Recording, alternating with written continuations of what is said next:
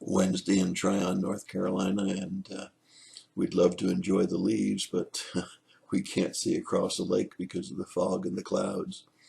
It's still raining. We've had about 4 days of this light rain, fog, and mist and clouds, and we can enjoy the leaves that are immediately in front of the deck, but we can't see across the lake to enjoy the leaves across the lake.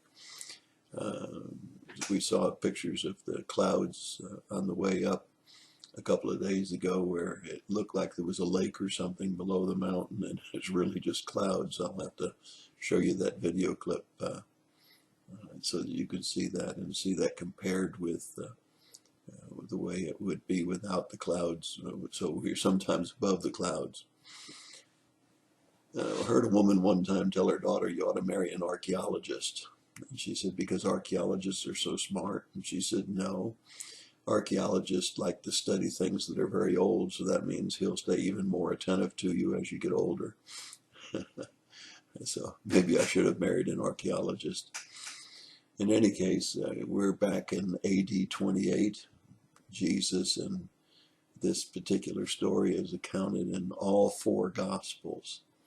But we're going to take John chapter 5's Gospel, and we're going to look at the story of Jesus in Jerusalem. He had gone in for the Passover. You remember the Passover is a celebration of Moses leading the people out of Egypt, out of the slavery there, and delivering them to a promised land, which was nothing more than a foreshadowing of what Jesus would do for us. He would take us out of the slavery of sin and deliver us to a promised land.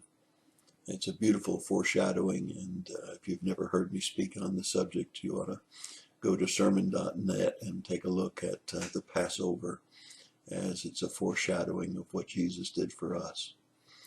Nevertheless, here Jesus is in Jerusalem for the Passover, and this particular scene, we see him by the pool of Bethesda, and it's believed that when the waters stir in this pool, that anyone that has any kind of ailment, if they'll get into the pool, will be healed. And obviously it must have happened more than once, or else people wouldn't have hung around there at the pool.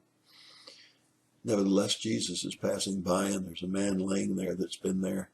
I shouldn't say he's been by the pool, but he's been ill for 38 years. And he asked him a rather ridiculous question. He says to the man, "Do you want to get well?" Well, Jesus knew fully well that he wanted to get well. And the man must have thought, what a stupid question. Of course, I wouldn't be hanging out by this pool if I didn't want to get well. And so he tells Jesus that he's pretty desperate. He says, yeah, of course I want to get well, but I have no one to put me into the pool. Now, if you read between the lines, you can pretty quickly see that this man had probably tried a number of times when the pool stirred to get to the pool, but only being able to crawl, he was always beat out by somebody else that got to the pool ahead of him. And so he makes Jesus very aware of this terrible dilemma that he has. He wants to get well. He's right there by the pool. He knows that those that get into the pool get healed, but he doesn't have anybody to put him into the pool. And maybe that's where you are today. Maybe you feel desperate. Maybe you're in a situation that is very, very detestable, and may deal with finances, may deal with relationships, it may deal with health. It may just seem like an impossible situation, and you don't have anybody to put you in the pool. Well, it's really quite interesting what Jesus says. He says, pick up your pallet and walk. Well, that would have seemed even more impossible than, do you want to get well? Of course he wanted to get well. Now, pick up the pallet and walk. Well, if I could do that, I would have done that 38 years ago. But because he had faith in Jesus, he did pick up his pallet and he walked. Jesus disappeared into the crowd, and several asked who did his healing. He didn't know, but the next time we see the story, we see this man has gone to the temple. I think that's pretty significant. This man went to the temple to pray and to thank God for his healing. And there Jesus runs into him again, and he makes a very interesting statement to him. He says, go and sin no more, so that something worse won't happen to you. Go and sin no more, so something worse might not happen to you. Now, I'm not saying there's a direct correlation between sickness and sin, but I am saying that many times sin can bring about things that are worse than what we're going through.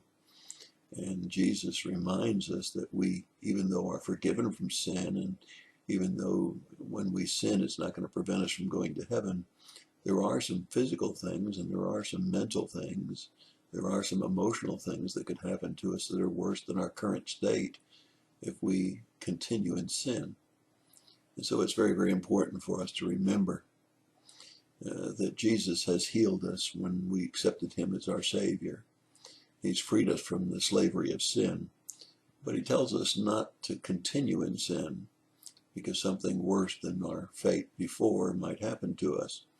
That doesn't mean we'll miss out on heaven, but it does mean that we can have a lot more misery here on earth than we've ever had before. And so your thought for the day is to stay righteous before him. Try to stay away from sin. Flee from sin. And be sure that you give him the credit for the healing you already have. That is, that you've been freed from the slavery of sin, the penalty of sin, which is death, and you've been given a chance to have the abundant life in him. It's your thought for the day. God bless you and have a great day. Hope you find an archaeologist.